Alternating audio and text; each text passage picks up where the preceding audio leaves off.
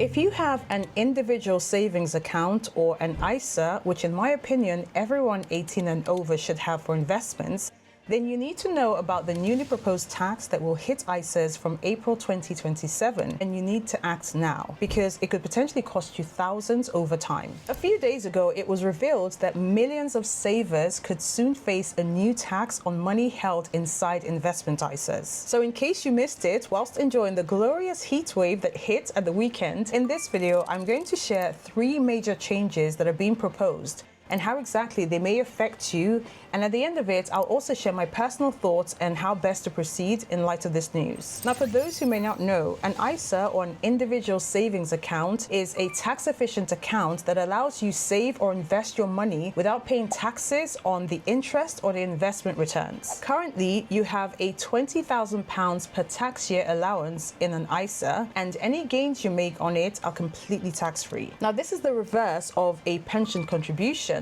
where any money that goes into your pension is not taxed, but your withdrawals are taxed as ordinary income. Now, as you may know, last year, Rachel Reeves announced that anyone under the age of 65 will see their annual cash ISA allowance cut from £20,000 to £12,000. And so the first new change is that now she is proposing to introduce a 22% tax charge on interest earned from cash held within stocks and shares ISAs from April 2027. Now, what this means is that you will still be able to use the entire $20,000 ISA allowance through stocks and shares. However, if you previously used the entire amount as cash savings, and maybe you were thinking, well, when the 12K cut is implemented, I'll just move the additional 8K to my stocks and shares ISA and earn tax-free interest on it. Easy enough. Well, this is precisely what the government has decided to block. If you want to save within your investment ISA, you'll now need to pay a 22% tax on any interest you earn. Now, the whole point of this is that this new measure is part of anti-avoidance rules. It's designed to stop people sidestepping the reduction in cash ISA allowances by moving large balances into stocks and shares ISAs. The government said that this change is really to encourage more people to invest in the UK market. Now, it's worth noting that HMRC had already confirmed that interest earned on cash held within stocks and shares ISAs will become subject to tax from 2027. But the precise rate wasn't previously disclosed. And a Treasury spokesperson said, "We are reforming the cash ISA to encourage more people to invest in stocks and shares which have historically performed better than cash savings. And we have retained the generous £20,000 tax-free limit." Now, the second change is that this new framework will also affect cash-like holdings, things like money market funds, which offer slightly better returns than cash. However, precise details of the effects or the restrictions on these cash-like investments are still under review and at this time remain undisclosed. And so if you're an investor who much prefers to keep dry powder, not in a savings account, but in a money market fund, for example, before deciding when and where to invest it into the stock market or the bond market, you may end up with restrictions or maybe even fees and charges. But as I said earlier, details on exactly how these will affect you are yet to be confirmed by the Treasury. And the third change is that transfers from stocks and shares ISAs or innovative finance ISAs, which are essentially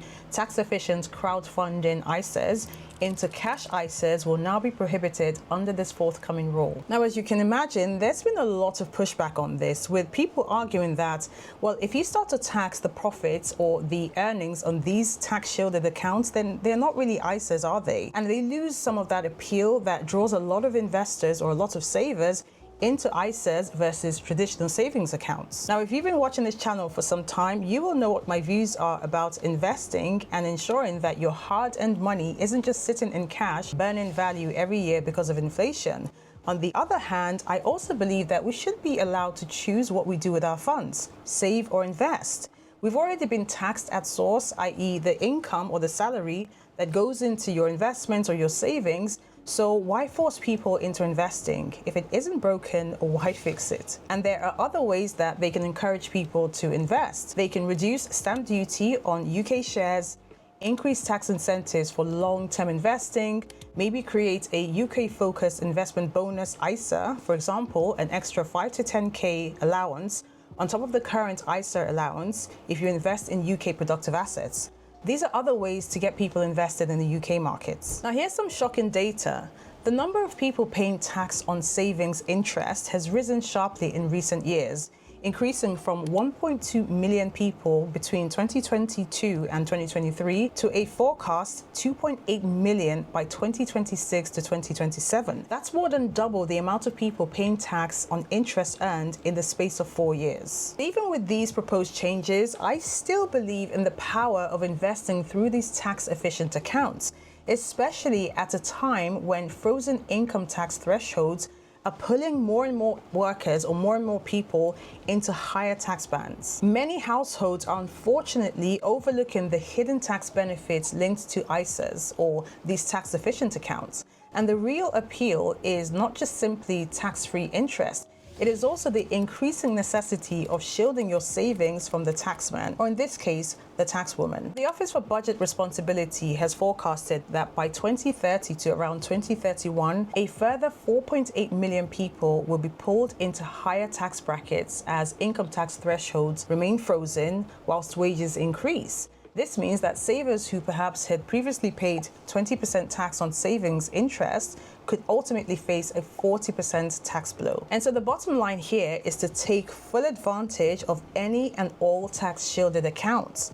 ISAs, lifetime ISAs, innovative finance ISAs, self-invested personal pensions or SIPs, employer-managed pension accounts, and so on. Max out your ISAs and all of these other accounts. Taxes are arguably the biggest expense you will have to pay in your lifetime, so why pay more when you don't have to? Secondly, keep investing consistently with a long-term view and stick with what works for you. For those who are serious investors, this announcement really doesn't change much.